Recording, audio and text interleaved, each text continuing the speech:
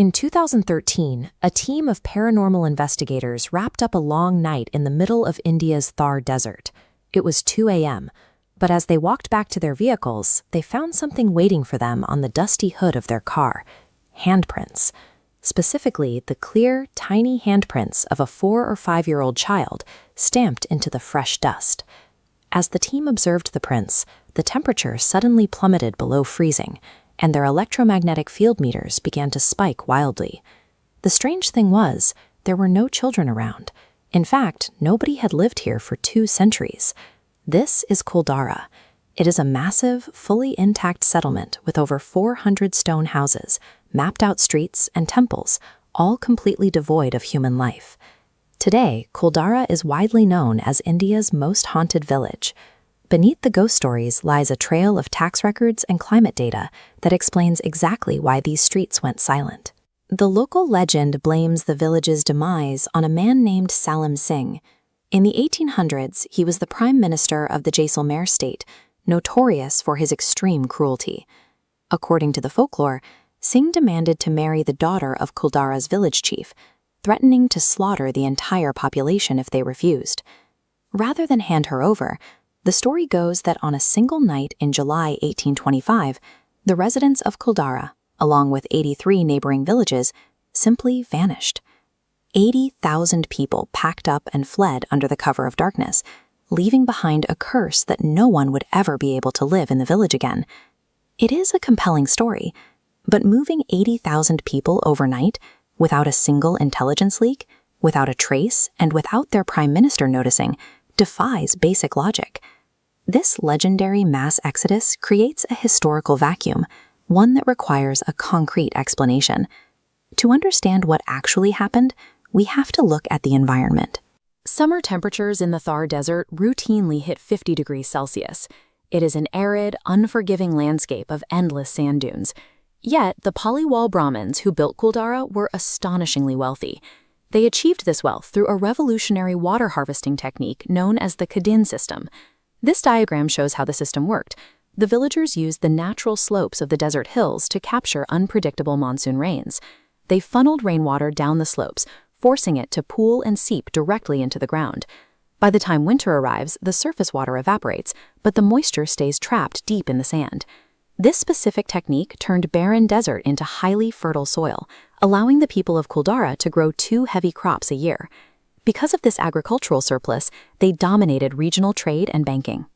The people of Kuldhara were a highly advanced engineering civilization, but their entire existence was precariously balanced on a single, fragile water system. So if they didn't vanish due to a curse, what drove them out? In 2017, a scientific journal published a study arguing that a massive earthquake collapsed the poorly built houses, burying the residents, and ultimately spawning the mass exodus myth. But the physical forensics tell a different story. If a devastating earthquake had struck, heavy masonry walls would show massive lateral cracks and severe gaps. Instead, even after 200 years of abandonment, Kuldhara's remaining walls are still perfectly aligned with each other. Furthermore, data from the Geological Survey of India shows a glaring hole in the timeline. There was an earthquake in the region in 1819 and another in 1905, but absolutely zero seismic activity was recorded around 1825, the supposed year of the abandonment. A sudden natural disaster didn't wipe out these 84 villages, and neither did a supernatural curse. The collapse was systemic. The true trigger was environmental. The nearby Cock River, which had fed the groundwater for their intricate Kadin system, slowly dried up completely. Without the river, the wells ran dry, and the agricultural foundation of their wealth evaporated. As the crops failed, the human crisis compounded. Prime Minister Salim Singh brutally increased their taxes to extract whatever wealth was left. Simultaneously, organized bandits noticed the failing security and began kidnapping women from the villages for ransom. We know exactly how this played out thanks to the 1829 records of British officer James Todd.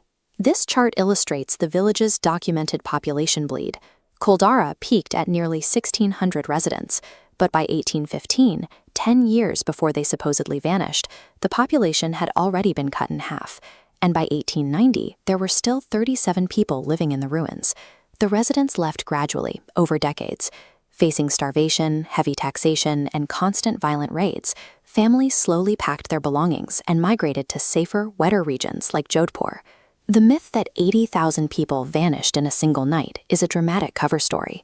The reality is a slow, agonizing decline driven by climate change and political extortion. Which leaves us with an obvious question. If this was just a slow economic migration, why do so many modern visitors capture audio and visual evidence of the paranormal? The answer lies in psychology, specifically pareidolia and confirmation bias. When tourists enter Kuldhara, they are heavily primed by the famous ghost stories. The human brain naturally tries to find patterns to confirm its expectations. A gust of desert wind is interpreted as a woman's scream. A faulty sensor triggered by dust is recorded as a spirit. The village isn't generating these haunting experiences. They exist entirely within the minds of the people who visit. But those ghost stories didn't just survive by accident. In the 1990s, the rumors were actively amplified by people sweeping the desert with metal detectors. When the wealthy Paliwal Brahmins fled, they buried a portion of their gold and silver in the floors and walls of their homes, intending to come back for it. Modern thieves wanted that treasure. By loudly spreading tales of a deadly curse and restless spirits, they effectively terrified the locals, ensuring nobody would wander out to the ruins while they excavated at night. We know this because they got caught. In 1998, foreign treasure hunters were arrested inside Kuldhara, actively digging up antique gold and silver coins.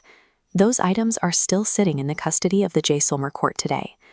Kuldhara stands as a physical record of a society that mastered the desert, only to be broken by a dry river and a corrupt prime minister.